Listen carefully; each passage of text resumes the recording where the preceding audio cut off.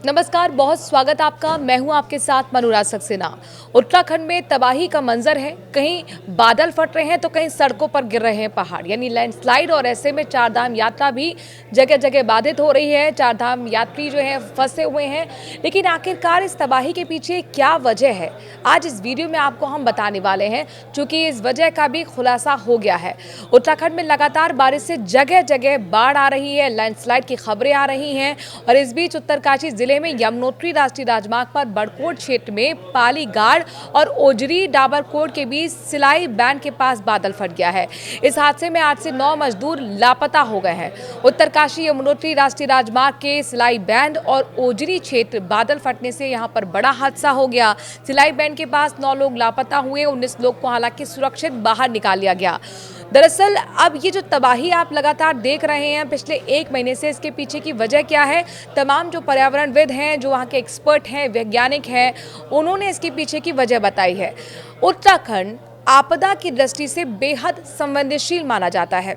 Monsoon शुरू हो गया है और इस सीजन में उत्तराखंड में बादल फटने की घटनाएं अक्सर सामने आती हैं। यहाँ लगातार दैवीय आपदा का प्रकोप बना रहता है।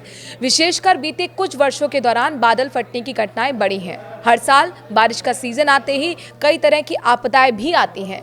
इसमें बाढ़, लैंडस्लाइड और बादल फटने जैसी घटनाएं होती हैं। इन सभी आपदाओं में काफ़ी जनहानि होती है। बाढ़ से लाखों घर डूब जाते हैं। खेती, किसानी और जानवरों को भी काफ़ी नुकसान पहुंचता है। तेज बारिश के चलते पहाड़ी राज्यों में लैंडस्लाइड की घटनाएं सामान्य हो जाती हैं। इससे यातायात प्रभावित हो जाता है। लैंडस्लाइड के चलते कई लोग इसकी चपेट में भी आ जाते हैं। इन सभी घटनाओं के बीच बादल फटना भी एक बड़ी आपदा है। ज्यादातर बारिश के मौसम में पहाड़ी राज्यों में ही बादल फटने की घटनाएं होती हैं। यमुनोत्री हाईवे पर पालीगाड़, ओजरी, डाबरकोट के बीच सिलाई बैंड के पास बीती रात बादल फटा। बादल फटने की घटनाएं ज्यादातर मानसून के मौसम यानी कि बारिश के सीजन में, यानी कि जून से लेकर सितंबर में होती हैं, जब वातावरण में नमी की मात्रा ज्यादा होती है या पहाड़ी क्षेत्रों जैसे हिमालय, उत्तराखंड भारत में सबसे ज्यादा आम यहाँ पर इस तरह की एक्टिविटीज हुई हैं। समतल क्षेत्रों में बादल फटने की घटनाएं कम होती हैं। बादल फटने की घटना अचानक और अप्रत्याशित रूप से होती हैं। अक्सर दोपहर या फिर रात में बादल फटते हैं, जब वातावरण में नमी और गर्मी का स्तर चरम पर होता है। घटना की जानकारी मिलते ही हालांकि पुलिस प्रशासन, एसडीआरएफ और एनडीआरएफ की टीम मौके पर पहुंच चुका है। लापता लोगों की तलाश में रेस्क्यू ऑपरेशन चलाया जा रहा है। तो वहीं सिलाई बैंड के पास लैंडस्लाइड में लापता 2 मजदूरों के शव 18 किलोमीटर दूर यमुना नदी के तट पर तिलाड़ी शहीद स्मारक के पास मिले हैं। पुलिस द्वारा दोनों शवों को नौगांव सीएचसी ले जाया गया, जहां पर 7 मजदूरों की खोजबीन भी जारी है। बताया जा रहा है कि लापता मजदूर वहां पर टेंट लगाकर रह रहे थे और मार्ग का काम कर रहे थे। सिलाई बैंड पर यमुनोत्री हाईवे पर 10 से 12 मीटर हिस्सा वॉश आउट हो गया है। मार्ग को सुचारू करने का काम चल रहा है। मार्ग सुचारू होने में समय लगता है। सुरक्षा की दृष्टि से पुलिस तीर्थ यात्रियों को सुरक्षित स्थानों पर रोक रही है। घटना 3 बजे सुबह की बताई जा रही है। यमुनोत्री हाईवे पर सिलाई बैंड के पास सुरक्षित मजदूरों को पुलिस प्रशासन ने खाना खिलाकर उनके घरों के लिए रवाना किया है। पालीगाड़ चौकी प्रभारी कांतिराम जोशी के मुताबिक 19 मजदूरों में से 10 मजदूरों को पालीगाड़ पहुंचाया गया।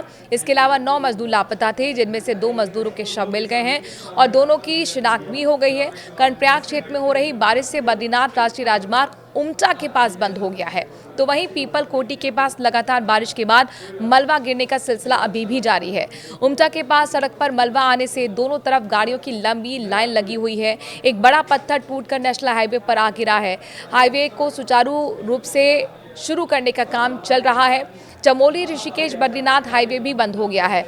उमटा के पास सड़क पर आया मलबा बोल्डर पीपल कोटी के पास भी बाधित हुआ है। राष्ट्रीय राजमार्ग यहां पर बाधित हो रहा है। लगातार बारिश हो रही है और ऐसे में जनजीवन भी अस्त व्यस्त है।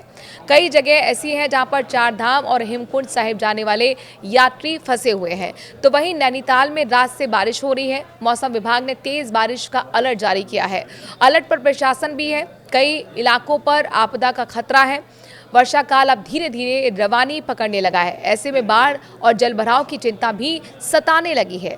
इसे देखते हुए सरकार ने अब किसी भी आपदा स्थिति से निपटने के लिए दृष्टिगत तैयारियों को अंतिम रूप दे दिया है।